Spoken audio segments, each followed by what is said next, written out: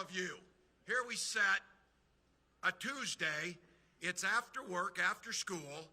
You all came, found parking, crowded in this incredible space that we're in, and you came here for one very simple reason. You love this country, so thank you for that.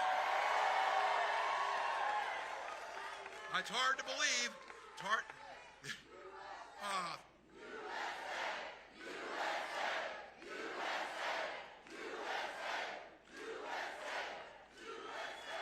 The privilege of being here. We've got 7 days to this election, 7 days to determine, as you heard the congressman say, the next generation of policy, and there's still a few folks out there making up their mind about this.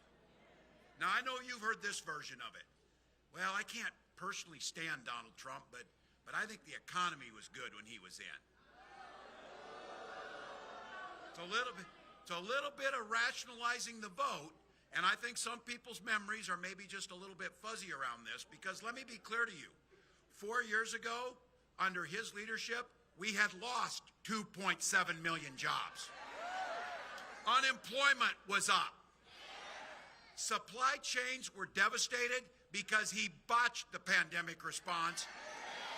It was so bad, you remember this, we're out scavenging for hand cleaner and toilet paper. That was Donald Trump's leadership. And that's not mentioning the hundreds of thousands of Americans who died because of his botched response to this. So look, 4 years ago, if you were a billionaire, probably looked pretty good because you got a tax cut. The rest of us, we got squat. So now, what would you expect from a guy who claims to be a great businessman but drove all of his companies into the ground and declared bankruptcy 6 times? So it's last 7 days. There's no time to mince words on this. Let's be clear with folks on this. Donald Trump is a loser, and that's where we need to start. That's where we need to start.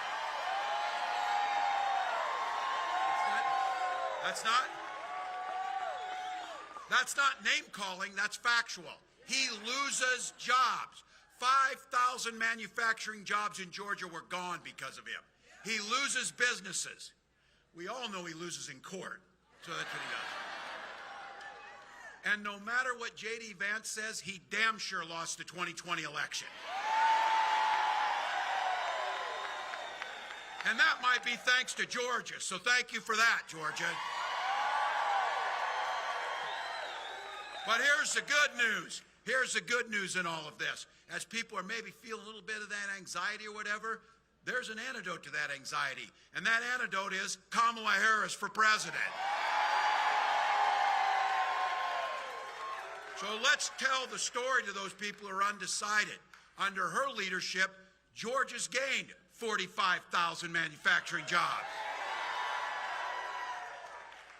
The private sector has invested $42 billion in this state, including Bluebird's school bus manufacturing facility across town. And I might add, thank you to all of you, one of the biggest union shops in the South. And she's also offering us a positive new way forward, where she understands the economy works best when it works for everybody. Look, I couldn't be more proud to be on this ticket. Together, we've got a plan. Not a concept of a plan, a real plan to lower costs for families, put more money in your pocket, and make sure everybody gets the opportunity to get ahead, not just get by. We're going to lower the cost of groceries. We can take on the price gougers. Sanford Bishop will tell you this. When grocery prices were cheaper, our farmers were getting $4 a bushel for corn. When grocery prices are up, our farmers are getting $4 a bushel for corn. Somebody in the middle's taking the money and sticking it to you. And 100 million Americans under Kamala Harris's plan will receive a tax cut, including a $6,000 tax credit for every child their first year. We got, under her leadership, we negotiated with Medicare for prices on drugs, and we have a cap for seniors of $35 on insulin. We want to extend that to everyone. And for those of you in the middle, or those of you a little gray, if you're a little young and you don't think this resonates with you, trust me, when you turn 60, Medicare is what you talk about all the time to your friend. Because it matters. It matters. And what Kamala has proposed is, this is transformational, allowing Medicare to pay for in-home care for our seniors so they can stay in their homes longer. And to the seniors, they know this, to allow Medicare to pay for your glasses and your hearing aids, for goodness sakes. All these things put money into the middle class. Now, Trump came out with a plan that if we execute his plan, Social Security will go broke in 6 years. Now, Social Security might not be very important to a guy like that if you're a billionaire and your dad gave you $400 million and you pretty much squandered all that, but you can just limp along on $400 million, you know, these guys do. He doesn't care. He doesn't care that he gets a check. Now, he is nearly 80, so he does qualify for Social Security. He does qualify, but he doesn't give a damn.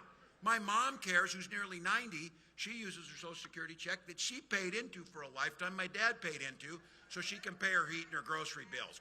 Kamala Harris and I will protect Social Security and Medicare and make it stronger.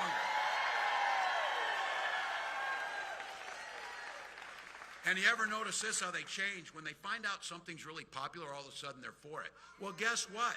People like getting health care under the ACA. Now Donald spent a lifetime, his entire time in politics, saying he was going to get rid of the ACA.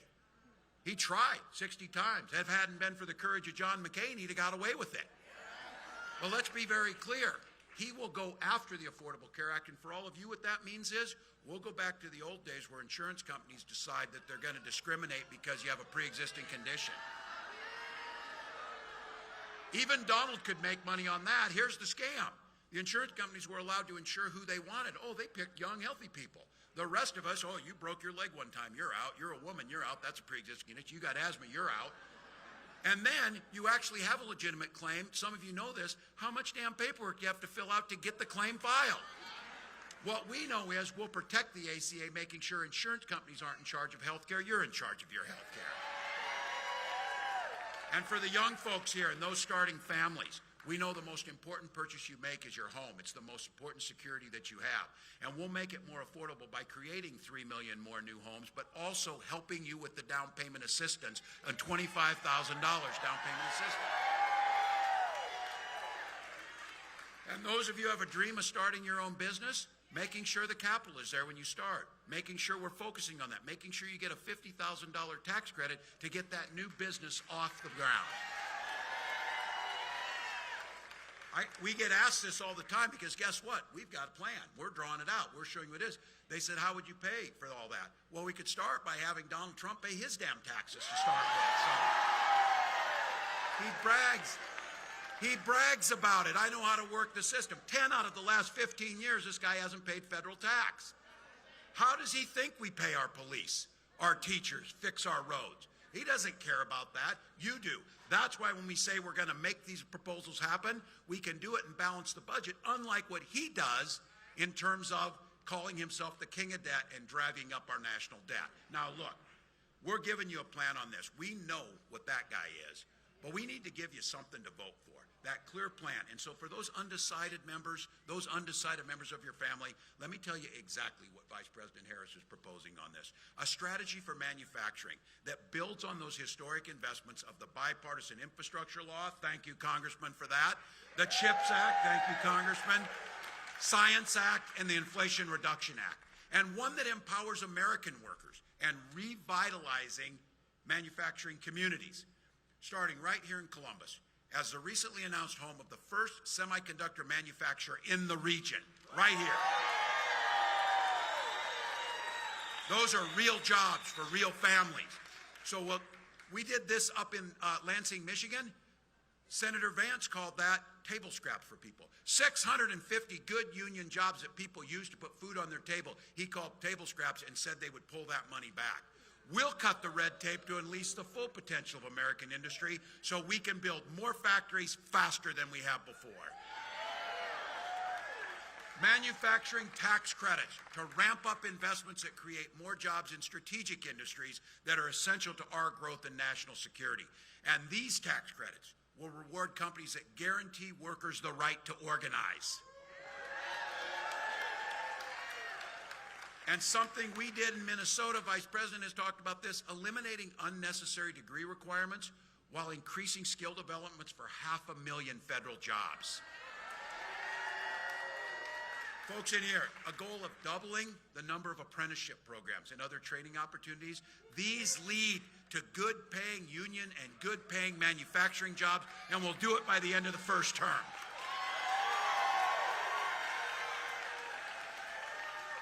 And instead of doing what Donald Trump is, cozying up to these dictators, cozying up to China, we'll never let other countries like China undermine these investments with unfair trade deals.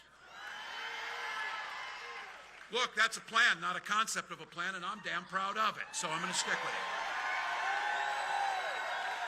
But I kind of shoot from the hip and speak where I'm at, so before I said they don't have a plan. They do have a plan, though, people, because they did it. They wrote it out. It's 900 pages. It's called Project 2025. Now they're like, oh, I don't know what that is. I don't know. Look, I coach football long enough. No, you take the time to draw up a playbook, you're going to run the plays. And that's what it is. And this playbook is a goddamn nightmare. I'm telling you, it is a nightmare. Project 2025, here's what it does. And the congressman can tell you how much damage this will do. It would repeal the bipartisan infrastructure law, the Inflation Reduction Act, threatening hundreds of thousands of new manufacturing jobs right here in Georgia included in that. These are building bridges, building roads. The biggest single investment since the Eisenhower interstate system. It was passed bipartisanly. It was moved forward. Donald Trump spent his 4 years telling us, oh, it's infrastructure week. Well, Sanford Infrastructure Week never came until Joe Biden and Kamala Harris got there. And that's why we have it. And then because Donald doesn't listen to experts, just like during the COVID pandemic, you've got good hospitals down here. I'm from the state of the Mayo Clinic. They told us how to handle COVID. Donald said, don't worry about that. Just drink bleach or whatever you need to do.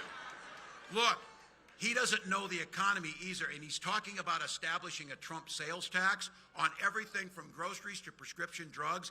The experts who know how this works said that will cost you and your families $4,000 a year. Now, Donald says China will pay for it. Oh, yeah, just like Mexico will pay for the wall. Yeah, you know. She knows. And look, that repeal in Project 2025, very clear. Repeal the ACA, cut Social Security, cut Medicare. That's what the plan is, and it's written out. Now, look, I know in this room, and I know you got neighbors who have this, you remember the Republican Party that added much to this country. You remember a Republican Party that especially knew how to stand with our allies and understood what freedom meant. That's not Donald Trump. That is not Donald Trump. What he means is, when he talks about freedom, he means government should be free to be in your exam room, to be in your library, to be in your bedroom.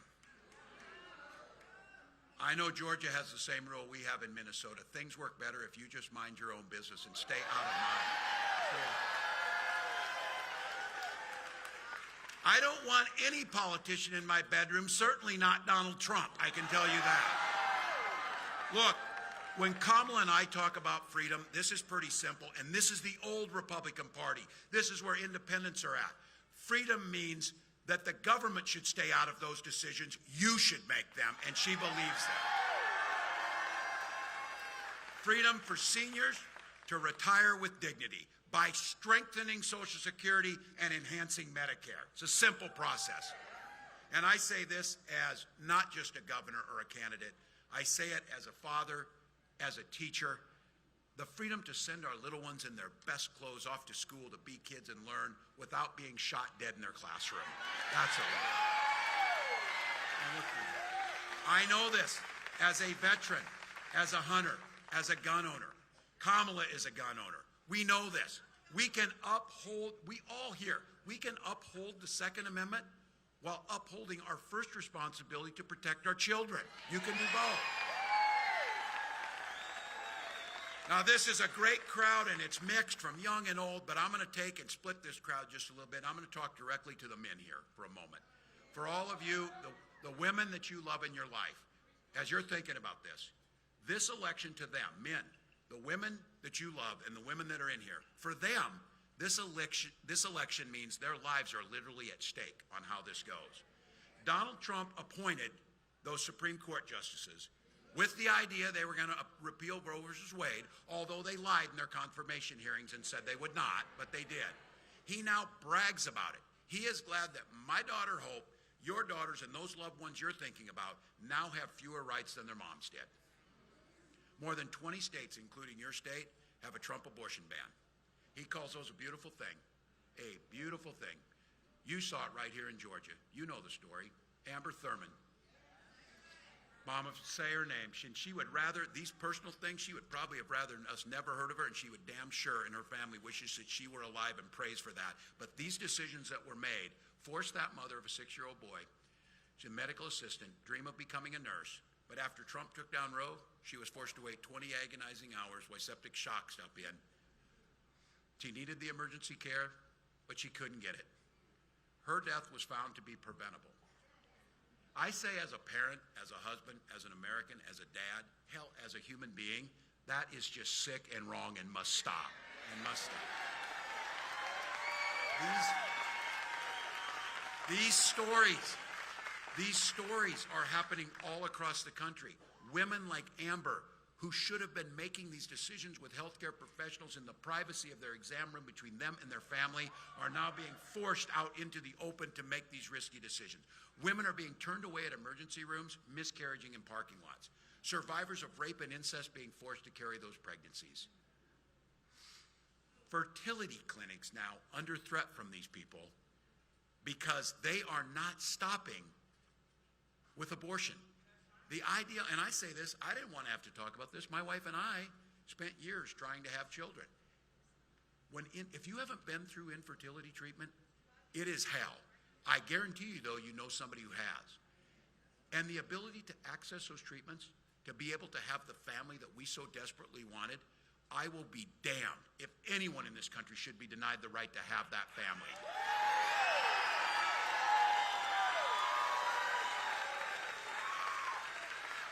So when we take back the House of Representatives, hold the Senate, and elect Kamala Harris, she will proudly sign that into law. Look, you came here because of love of country. You came here because you believe in the promise of America. We've got a week to go. We can win this thing. But I'm not taking anything for granted. So here's the deal. I did the coaching for too long. It's time for us to do that final huddle and that final pep talk, folks. Here's the lay of the land. We've got about a handful or 7 swing states. Inside there, we have a few counties. We're setting in one of those that can make a difference. That can make a difference, not just in Georgia, but in the entire country. Not just for the next 4 years, but the next 40 years. Not just for us, but for future generations. So here's the deal. This is a privilege to be here, to be able to do it. This game is tied. We got 2 minutes on the clock. But here's the good news. We've got the damn ball. We've got the ball. We're driving down the field. We're blocking and moving forward. And man, do we have the right team and the right quarterback in Kamala Harris. Now, all you ball players out there know, you get to the 2-minute warning, you're pretty tired. It might be easy to step to the side, might be easy to take a breather, but this is the time when you dig deep. This is the time when we know that the privilege of being in this moment and being able to make a difference is on our shoulders. And as I've been saying, we got 7 days left. There's a hell of a lot of time to sleep when you're dead. Not now. Not now. Not now. So we're going down that field 1 inch at a time, 1 yard at a time. 1 phone call at a time, 1 door knock at a time. 1 vote at a time,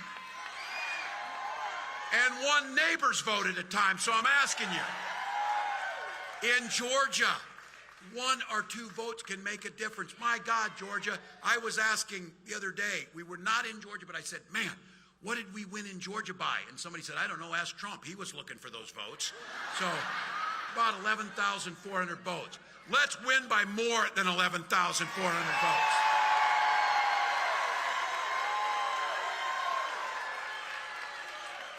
I will just share with you this. I mentioned this the other day to my wife, though. I said, look, I'll take any win on this.